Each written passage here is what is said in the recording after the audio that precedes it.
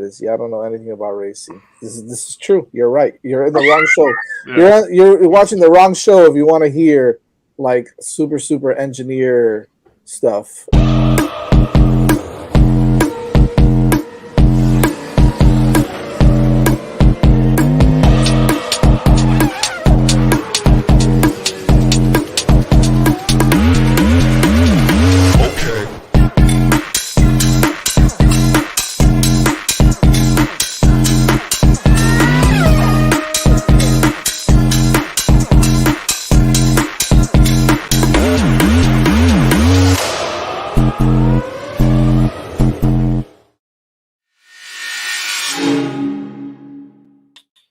Hello and welcome back to Hitting the Apex. I'm here with my man Evan. Evan, how's it going, man?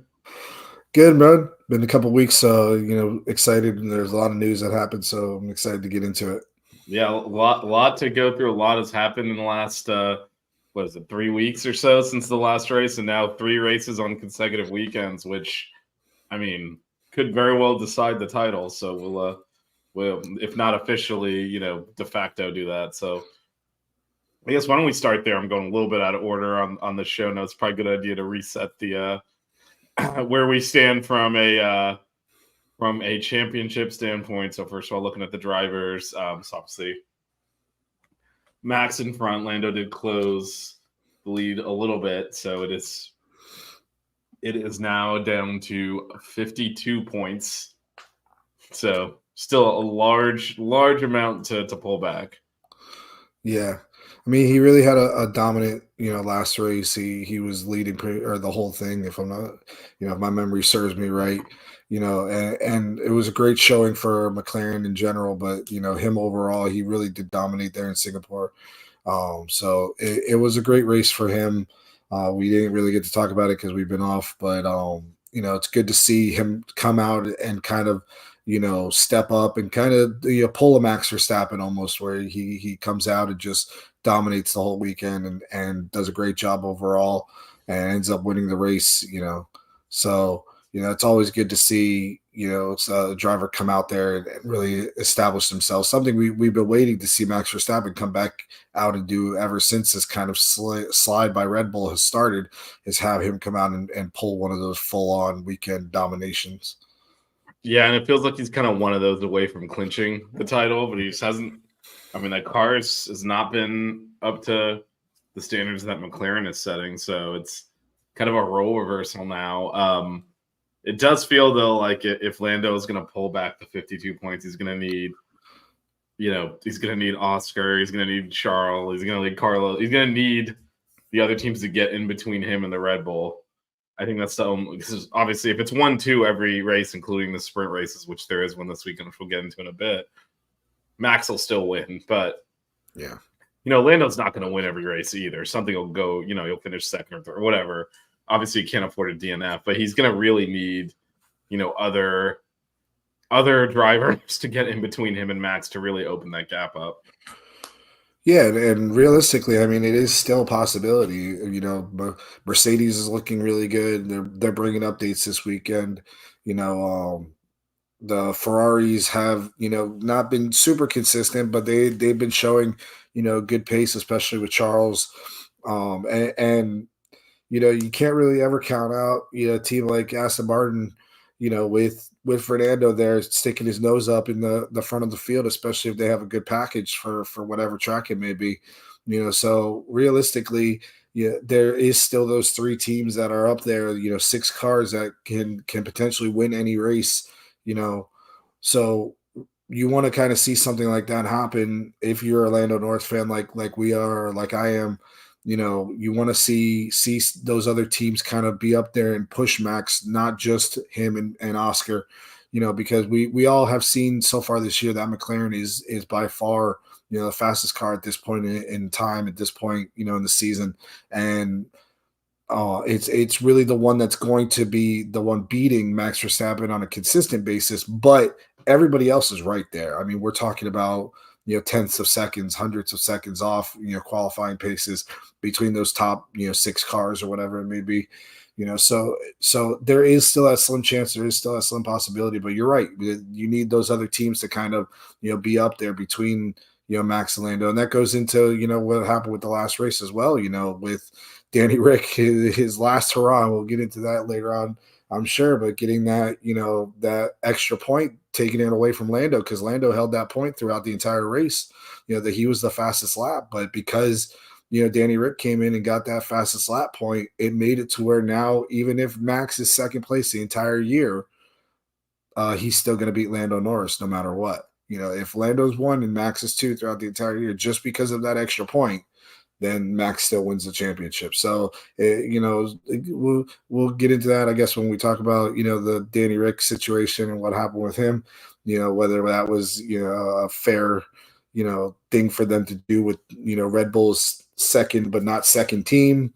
Maybe we'll talk about that. But, overall, it's still a possibility. Lando's still technically in, and that's what we want to see. We want to see that for the last few races of the year. We want to see this competition. We want to see this fight.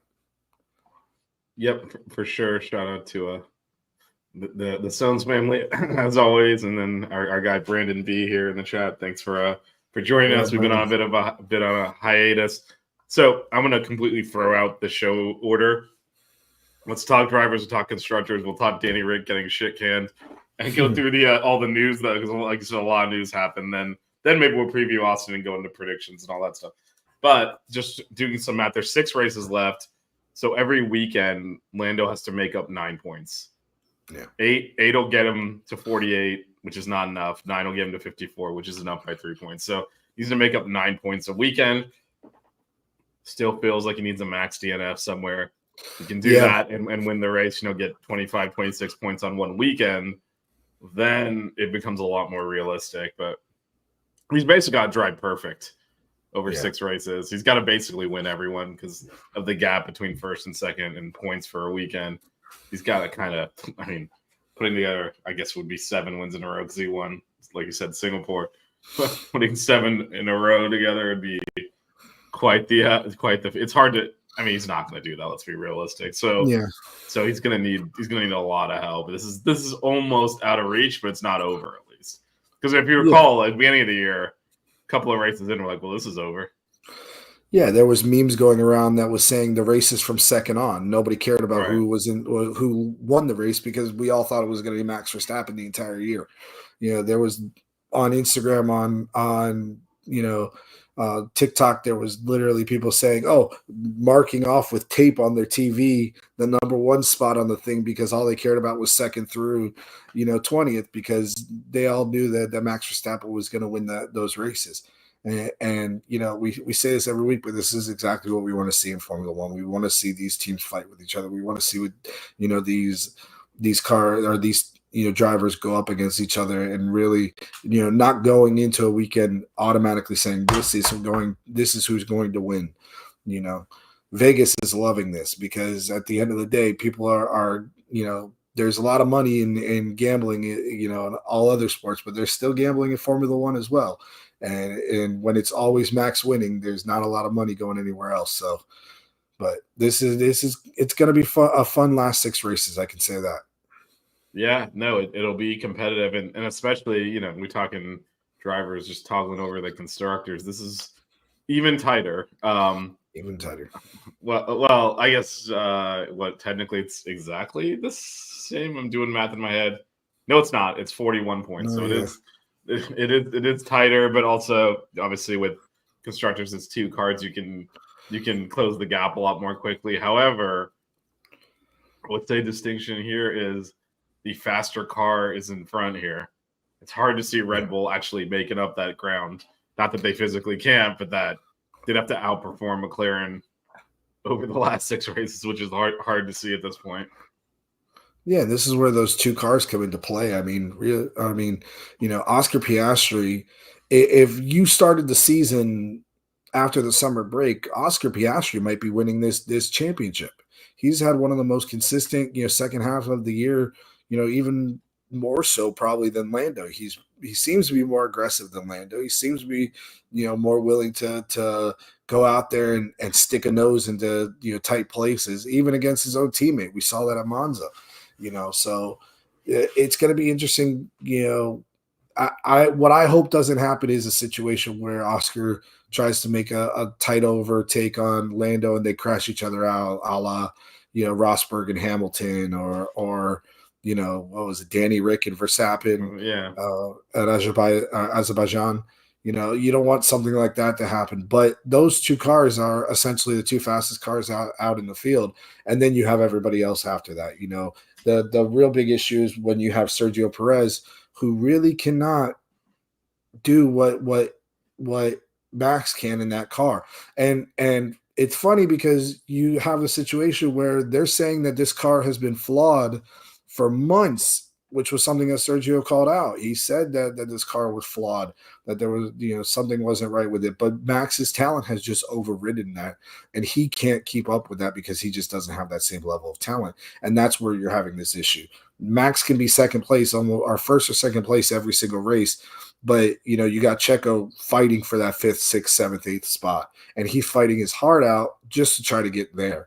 And realistically, is that where that car is, or is it somewhere in the middle between where Max is landing and where he is landing, and then he's just not as good of a driver as we hoped he was going to be in that Red Bull? Yeah, and you mentioned maybe some infighting or whatever. Look, McLaren's just got a team order this the rest of the way. Oscar needs to move out of the way, and they should be able to see out the constructors regardless. So they need to prioritize getting Lando up front in the drivers, and so Oscar just needs to move. Yeah, I mean that's the bottom line. He cannot finish ahead of Lando. Period. Give the spots up. Get Lando needs the points. They should be able to handle the constructors anyway. So there shouldn't really be any of this. What were they calling it? Papaya orders or whatever it was called. Papaya rules. Papaya rules. Yeah. No, there needs to be Lando rules because he's in front and you're trying to win the drivers' championship and the constructors. Yes, but again, the constructors they have control of. The drivers they need every single point, and that means prioritizing Lando at all turns. So I mean, they've shown a complete and frankly idiotic unwillingness to do that. They haven't really made a lot of sense in how they've handled their drivers, especially given that McLaren, as we've seen with Lando and Oscar too, when it gets out in front in clean air, it checks out. It's not nearly as good in traffic. They got to make sure Lando is in front. Because if it's Oscar, he'll check out, but that's not getting you the driver's title. Yeah, you need to make sure Lando's in front. Period. Yeah, and that goes back into qualifying as well too, which Lando has been taking care of business when it comes to qualifying. I don't think Oscar quite has that one lap pace that Lando has yet, but we have seen consistently where Lando will be up there, in first or in second or in third or wherever it may be ahead of Oscar. And then that's where, the situations like what we were saying, they need to come out and say to Oscar, hey, you need to be that rear gunner. Don't go out and fight Lando. You need to be a rear gunner for him. You need to sit back. You need to hold back whoever it is that's behind you. If you're in second, hold back third. If you're in third, hold back fourth. If you're a couple spots behind him after qualifying at the start of the race, yes, go up and get behind him, but stay behind him. Stay behind him and defend for him. Pull a Checo, what was it, last year, 2 years ago, holding up Hamilton, the last race of the year. You got to drive like that. You got to drive with those mirrors and make sure that you're defending for your teammate, because at the end of the day, you're right. Lando is the one who's up there fighting Max, and that's what they should be prioritizing. Whether they will or not, I don't know, because at the end of the day, you got two number one drivers, essentially. You have two drivers that have the talent and have the capability, and who are still young enough to make a long run in Formula One, and possible champions with both of them. So do you favor one over the other? Do you tell them just to go on a race, say you're trying to be unbiased, or do you are you gonna sit back and just kind of hope for the best? You can never know with these teams at the end of the day. Yeah, but you got to favor one now, because you have to. But whether they will or not, that's the problem. Right, and stuff like, I think, was it Monza where Norris intentionally gave the slipstream to Oscar and then he took him in the next corner. You can't have stuff like that. Yeah. Like you gotta have team orders and everything. There's the only 51 points in 6 races is really, really difficult. You're gonna need every point, and that means both drivers essentially working for Lando. You need to, pay Yuki or something to run into Max. You got to do all that stuff. I think it might be better for Stroll. Speaking of the RBs, that's a transition. That was a great transition. Danny Rick no more, man. What are your? So obviously he was. I think they knew at the last race. His post race interviews in Singapore were basically goodbye everyone. So I guess what are your thoughts on how they handle that? And obviously with the change in drivers there, did that seem like it was a wise move, Liam Lawson coming in, or just what are your overall thoughts on that whole situation? I mean, first things first, what a career, Danny Rick has had in Formula One, race winner, one of the most exciting drivers that we've seen, the last of the late breakers, some of the moves that dude has made in a Formula One car, whether it's this generation or last generation, or some moves that will live on in the history of Formula One. So shout out to him and that career that he's had. And I hope that he finds something new to go into, whether it's IndyCar, whether it's NASCAR, whether it's, the endurance racing, something like that. That personality needs to be somewhere on a grid and racing against people, because he's one of the most exciting drivers that of our generation, of this current generation of drivers. How they handled it, I thought was, it was necessary, I think is the only real word that I can use for it. Danny Rick really was kind of just a holding piece, or in a holding pattern. Liam Lawson had it in his contract that at a certain point, he had to either be in a seat in a Red Bull based team, or he was going to be able to be a free agent essentially. And I think it was, something coming up in the next week or so that date was, or maybe it was a week ago that date was. So he had to be either notified or in the seat, or, just secured in one of those 4 Red Bull spots, in order for him to stay within the Red Bull family. And they wanted to do that because Liam Lawson is essentially the future for one of those, 4 seats that they have, whether it's on a RB or eventually on the big team in Red Bull. Because we don't know what's going to happen with Max. I mean, you got to start getting these drivers. That's kind of the issue that's happening with Red Bull right now, is they have a couple of these stopgap drivers like Checo, like Danny Rick, that really are just there to hold spots, but they don't have anybody young that they're willing to put into those, those cars. The Isaac Hadjar, who's winning or who's leading in Formula 2 right now, for Formula 2 champion. You have Liam Lawson, who's now coming in there. I don't think they ever are thinking about putting Yuki in the big, car, and whether he's going to even be within the Red Bull team in the next few years once Honda gets out of it. That's always going to be the question of the day, or the question of the time is, is he only there just because of Honda?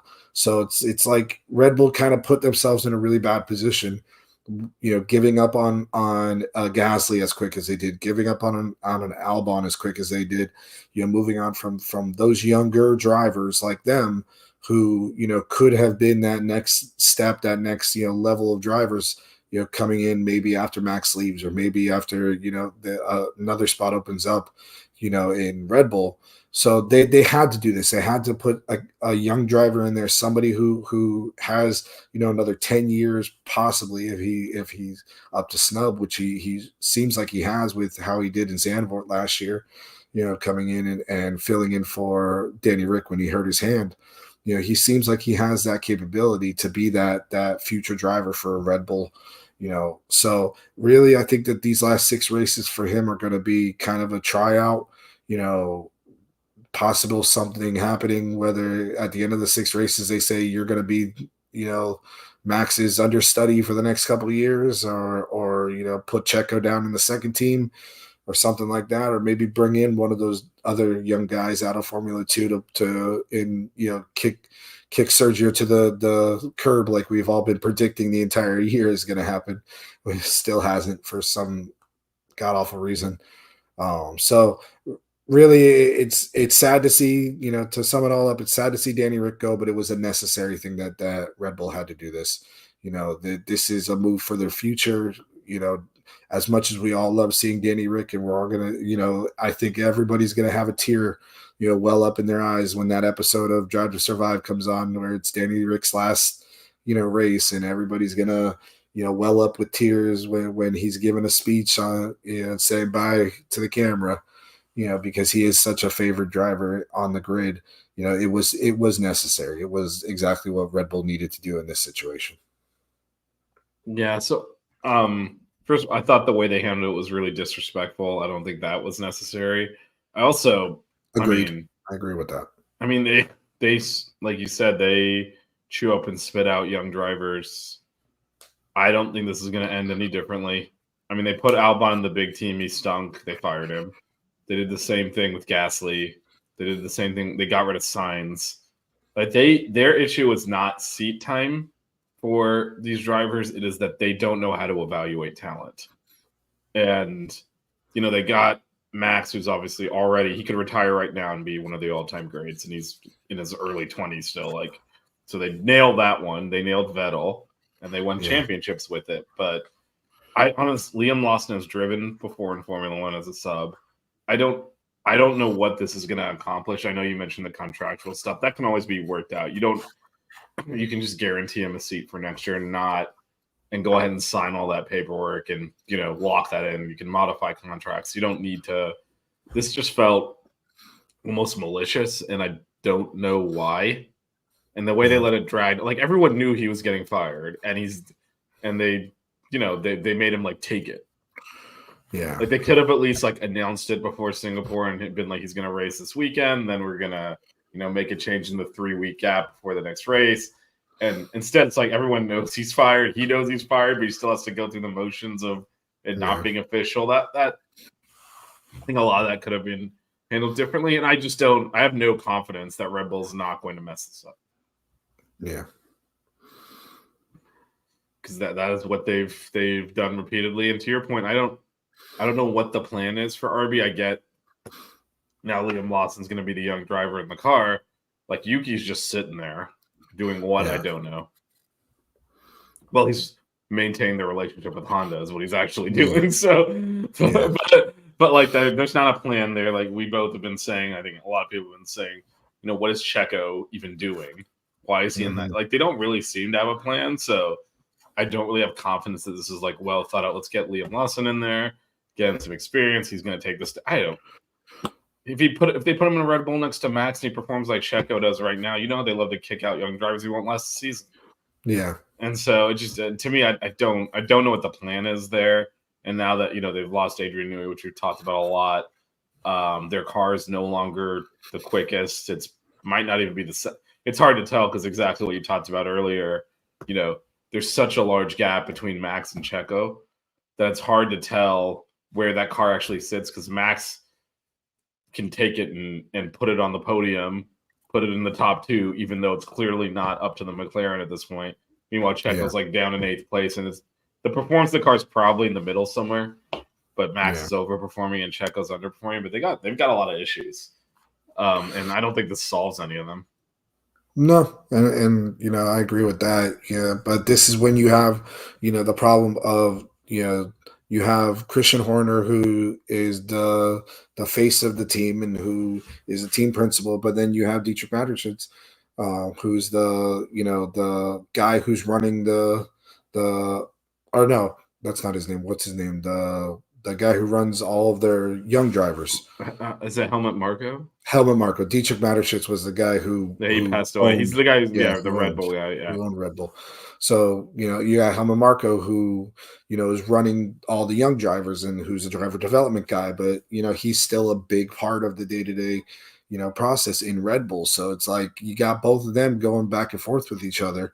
That's where you get this controversy with Max, coming from as well. So, when you got those two big personalities both up there trying to, establish dominance over one another, whether who's, really in charge of this team, that's where you're going to run into these problems in this situation. Because we're all hearing, that goes into the Danny Rick situation, because we're all hearing, Helmut Marko wanted him out. He wanted Liam Lawson in that seat a while ago, not even, just recently when it happened, but he wanted him in that seat a while ago. But then you got Christian Horner, who, that's one of his guys. That's one of his, boys. That's one of if it was up to Christian Horner, he wouldn't have ever left to go to Renault. He would have never gone to McLaren. He would have stayed in that Red Bull seat forever, because that's what he wanted him to do, because that's, again, that's one of his guys. It's one of his, one of his favorite people, I guess you could say, in the Red Bull community. He got him back into a car, after we all thought it was over after he left McLaren. So, when you have two competing views of how a team should go, that's when you get these problems. That's when you get situations like this. Yeah, and we'll see how how they navigate the future. Again, it's odd because they have the two teams too, so it actually create. I mean, I think we all suspect / know they're illegally coordinating, but which again, still no reason. You're not supposed to be able to own two teams, but they do, and so that also creates problems. They're trying to fill 4 seats, and it's hard to find 4 quality drivers, and they haven't been able to do that. It really is. Speaking of owning teams, Michael Andretti, out at he was co-owner of Andretti Global, and his other co-owner kind of bought him out, and he's stepping down as chairman. So apparently this does not affect their pursuit of F1. They're still full go. They're building a team up in the UK. They're pushing forward. I know you obviously follow motorsports a lot outside of F1 as well. So can you talk a little bit about like the titan that is Michael Andretti in motorsports and what this means? So Andretti Global, the whole, from what I've seen of what's going on in this situation, is that, they have what they're considering acquisitions group. So it's Andretti Global Acquisitions. It's them trying to basically build this group, not just as a singular racing team or racing organization, but more as like a group that is able to I guess expand itself within multiple disciplines of racing. They're into IndyCar. They were a part of teams that and things that went into NASCAR.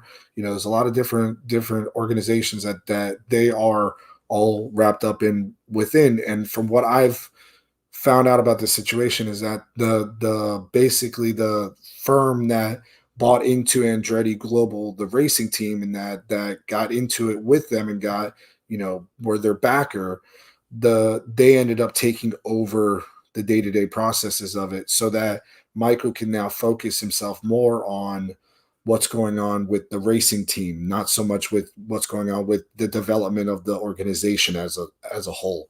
So he's stepping down as CEO, yes, of the organization, but it's more in line with getting into like a Christian Horner type of situation, where he's not running the whole group, but he's still the day-to-day, team. This is what's going to happen with this. We're going to, go do this with the cars. We're going to, develop this with the Formula One team that we're trying to push with, and it kind of helps out as well, because with somebody who's in there who's more of a business oriented person, they might be able to work with the FIA a little bit better to try to get them into Formula One. They might be able to work with GM a little bit better than an Andretti will, because he's a race car driver. At the end of the day, he's somebody who has been driving, race cars since we were kids, and watching, him in the kart series or the IRL back in the day, or his father back driving Formula One. He's a race car driver. He's not a business guy. The business guys are taking over the group as the CEO, and they're going to be, trying to push them forward into the next step of that organization, which hopefully, we've all been saying we want them to be in Formula One. That name is a name that is synonymous with Formula One and with open wheel racing all around the world. Like I said, some of my earliest memories of watching car racing is watching the kart series, which was an American series similar to Indy, but they only raced on road circuits. They didn't race on any ovals like the Indy cars do. So it was some of the best racing that there was all throughout the mid to late 90s, early 2000s, and Andretti was the name in that series. Andretti was the big draw in that series, and it's something that we want to see come into Formula One again. Because his father has such a big history. He really did. I think he had 1 year in Formula One. Michael did himself somewhere in the early 90s or early to mid 90s, but he really didn't do that great. But he was more better in the American Formula One or the American Open Wheel Series.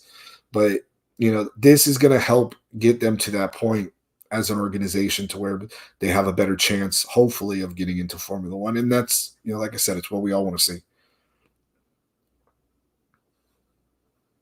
Yeah, and as you mentioned, Michael had a rough, brief F1 career too, which you wonder if part of this whole thing is getting him out of the loop here might help secure the team. Which again, the whole politics with that, they were approved for it and then rejected, and so they're kind of working through all of that. So, yeah, we'll see on that. So the last kind of news item here is Toyota back in F1, sort of. The technical partnership with Haas. Haas is still going to continue to use Ferrari engines. I guess first question, or maybe only question on this, does this even matter? Like, what do you think is going to happen with this relationship? Will this help Haas? Or? Well, this is more than just a sponsorship in name. So from what I'm hearing, the team is based out of Cologne. The Toyota Racing or TRD team is based out of Cologne. Now they work with the WEC team, which has one of the best endurance racing cars in the history of the WEC. Very dominant in Le Mans, very dominant in all aspects of endurance racing. They also have their WRC team there, which is a dominant WRC team, World Rally Championship team. And they're all based out of the Cologne, Italy facility. Haas is getting access to that. Haas is getting access to everything that is encompassed by that group, by that shop. So they're getting full access to that stuff. They're getting engineers that are from that group and from that facility out at every single Formula One race from Toyota to help, not only help the Toyota guys learn what's going on in Formula One, but also to help Haas, with a little bit of, general engineering, maybe not, engineering of specific things, but just general engineering during a race weekend that they might need, as well as, the sponsorship is a certain amount of money, obviously, but Toyota also is able to develop parts for them out of that Cologne facility. So basically how that's working from what I've seen is that, there's a certain amount of money for the sponsorship. If Haas comes out and says, hey, we need you guys to develop a new front wing for us, they take it from that sponsorship money. And they're able to have them develop that. They have one of the most state-of-the-art wind tunnels, in racing in that Cologne facility. And also they're building Haas a new simulator, which we all, have seen that these guys are on the simulator probably more than they're actually in a car at this point, developing how these cars are running and stuff like that. And developing, the feeling and the different, settings that they can have for the car in these simulators. And Toyota's building them that, as well as, this is a big thing for Toyota because it, doesn't get them fully into Formula One like how they were in the mid 2000s, but it also gets their foot back in the door to where at least, they have some type of presence there. There will be a GR, or I believe it's a GR Motorsports logo on the Haas starting this weekend. So, it's good to see something like that back on there. I don't think it's going to be a full on, Toyota livery, but like how Alfa Romeo was for Sauber. But, there'll be something on there. There'll be something, that we'll be able to see that on the grid again, which will be kind of cool for us who have been watching Formula One for a long time. because Toyota was there in the early 2000s, and they didn't have a lot of success, but they had some interesting races there with Ralph Schumacher and hang on. So it'd be good to see them back on the grid overall. Is kind of what I'm getting to it with all of this. I like Toyota as a brand. I like Toyota as a team. I worked for Toyota, funny enough, as a mechanic for a little while. So I'm going to enjoy seeing them, at least help out. And I want to see how they can develop these parts and how they can help, Haas out. If they can do anything to see if they can make this car a little bit more competitive with their knowledge and know-how. Yeah, be interesting to see if this relationship bears any fruit. All right, that was a lot of news to get to, but now it's on to good old race weekend, the United States Grand Prix in Austin. I guess let's start a little bit with the schedule. So since it's in the United States, the times are afternoon for us. Friday is practice 1 in the sprint qualifying, and the sprint race is Saturday with qualifying following after that, and the race on Sunday. So let's talk about the Circuit of the Americas. Evan, I'm going to guess this is one of your quote favorite tracks. You know what? I am not using that quote today. I am not using that quote today. Zig when I think you're going to zag, just like this. Yeah. Circuit. I like Coda. Coda is a little bit busy for me. It doesn't flow as nicely as some of the other circuits that I do enjoy. There's a lot of elevation changes. There's a lot of technical spots. It's all over the place for me. That section 3 through turn 3 through turn 9, really technical. S is kind of like Maggots and Beckett's in Silverstone. But then you're going 12 through 19, again, another kind of slow area after the DRS and that big back straight from 11 to 12. It's real technical, but the one cool thing about it is the elevation changes are extreme. When you see those cars come flying up that front straight, into turn 1, and it's basically like they're going up the side of a mountain. It's a beautiful sight, and it's a cool track overall. Like I said, it's not one of my favorite tracks.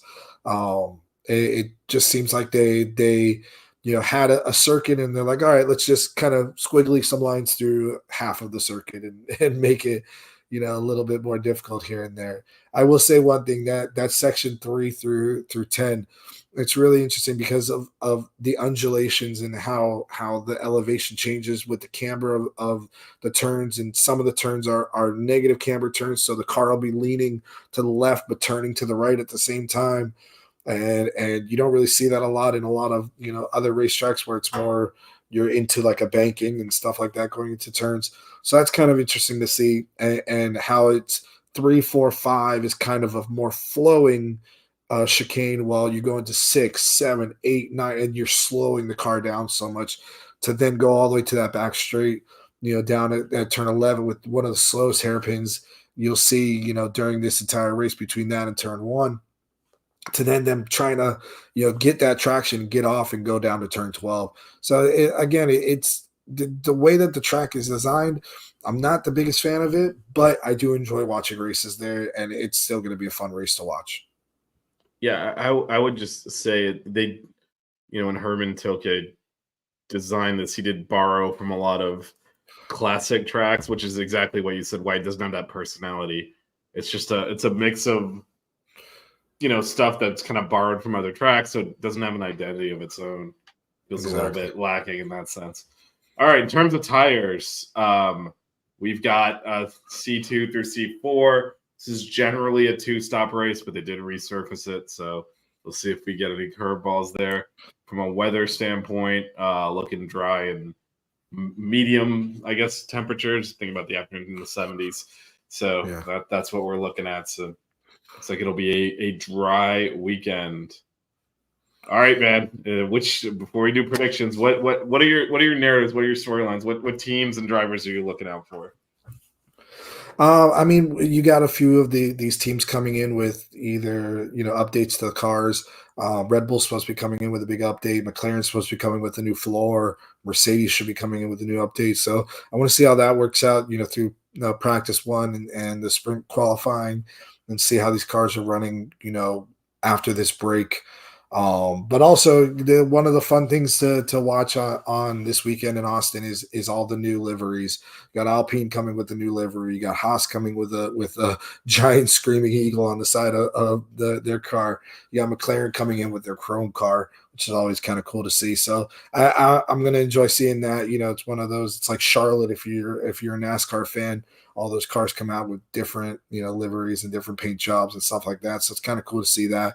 Austin is going to be a great place, for racing this weekend. There's gonna be a lot of stuff going on in the city. It should be a pretty exciting atmosphere. The fans always show up for this race. It's one of those races where you're going to see the stands completely packed, and people are going to be cheering, and it's going to be just a great environment overall. Teams wise, I want to see McLaren. Obviously, I want to see if they're still going to come out and show form. I want to see if those updates to the Red Bull can make them a little bit more competitive. But also, I want to see how Mercedes does because I really think that they could be one of those teams that throws a monkey wrench into the situation. That might be a part of my prediction for my my race wins and stuff like that later on. But I really do think that a couple of these teams are going to start tightening up a little bit and, going into the midfield as well, see how that all plays out, because it's always fun to see maybe one of these days if Sauber will get a point. We're still waiting for that Sauber point. They are pointless, literally and figuratively. It feels at this point. Until Audi comes in. Yeah. Then once they get that Audi money in there and start developing a proper car, that'll probably change. But right now, it's does feel a little bit like they're not really doing much there. For me, I'm looking at the McLarens. Do we finally get the team orders that I think need to happen? Yeah. And then to your point, you need to tease this earlier. Mercedes is bringing a bunch of upgrades. For a lot of these teams, this is probably the last time they're doing that this year. And also, another through line will be which teams have kind of moved on to, all right, there's 6 races to go. We got a 3-week gap. We're done. We're going to this car is what it is. We're going to start, fully shifting to next year's car. Some of the teams have obviously already done that. At the top with McLaren and Red Bull, they can't afford to do that. But, when we looked at the Constructors' Championship, Ferrari is not that far behind Red Bull. So they gotta watch out behind as well. They're only a 34-point gap there. So they're actually closer to a Ferrari than they are to McLaren. So they got it. So watching them, Checo, these are this, and then Mexico coming up, or his quote unquote home. Well, Mexico is his home race, and Texas, he always has a big following as well. So he needs to deliver some points for them, even just to hold on to second. So seeing how he does, seeing if anyone takes risks in the sprint race, it's a little bit less risky now that you have a separate qualifying for the race, whereas before it was the sprint order to determine the start of the race. So you really wouldn't take a risk because it's a double whammy. You crash out there and you also start the back of the grid in the race. Now there's a few hours of trying to get the car working again, but still be interesting to see if, how much are these, especially, expect Lando, Oscar, Max to be up front in some capacity or near there. How much are they willing to send it to get a point? We'll see. We'll see. Yeah. Which takes us on to predictions, my man. Evan, what do you got? What's going to happen this weekend? Are we doing sprint and race, or do you just want to do race? You know what? We can do both. Let's do both. Let's do both? Yeah, let's go for it. All right. Or you can sprint, maybe for sprint, you can just do the winner. And then we'll do top 3 and surprise for those. All right, that sounds good. Sprint race, I'm going with Lando.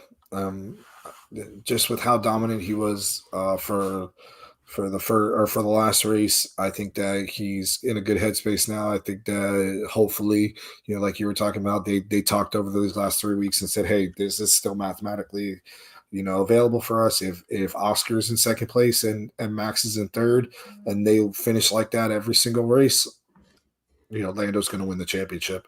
I think they're going to try to push for that. So for the sprint race, I'm going with Lando.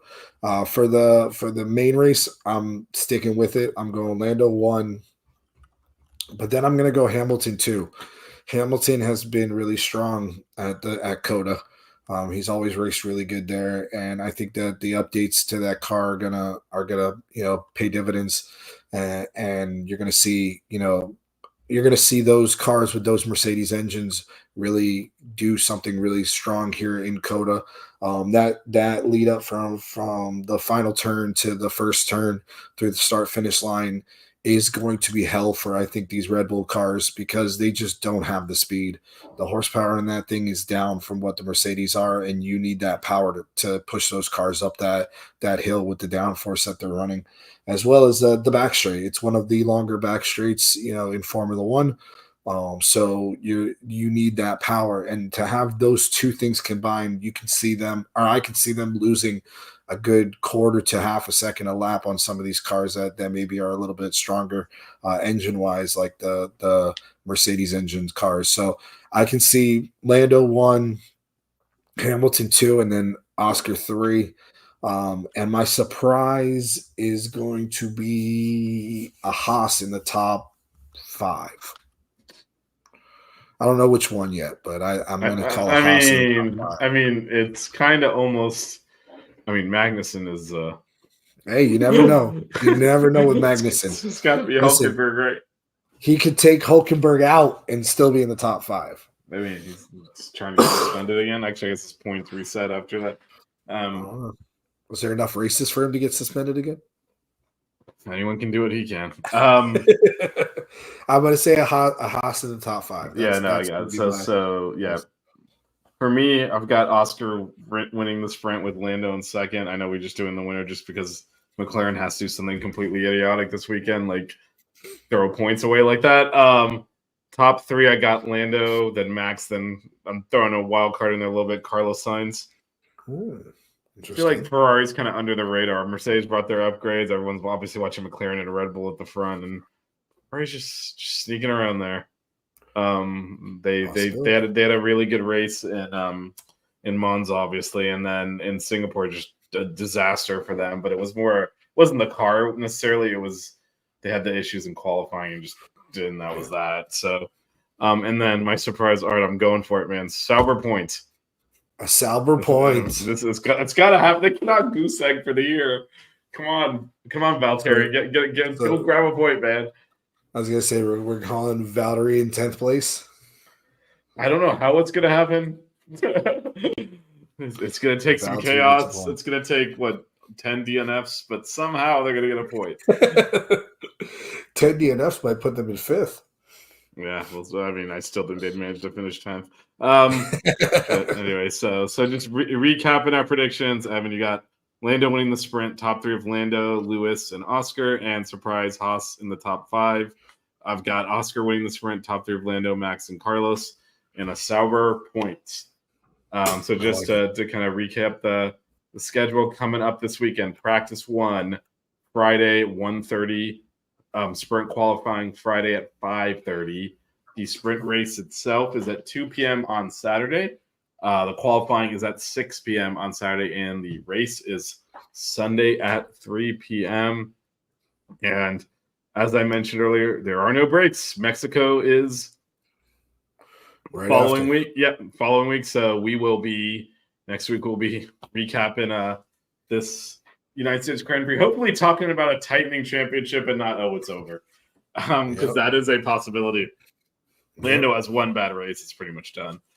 So hopefully we're talking about that, but whatever it is, we'll be reviewing the USGP and also previewing Mexico. Is it Checo's last home race? We will discuss that. Is it Checo's last race, period? Well, I mean, they're not going to fire him with 4 races left. Then we do that to Danny Rick. There has been rumblings that he might retire after Mexico. That is a rumor that came out that he shot down. It was also a rumor that came out last year that he shot down. So it feels like every year around Mexico, like, retire.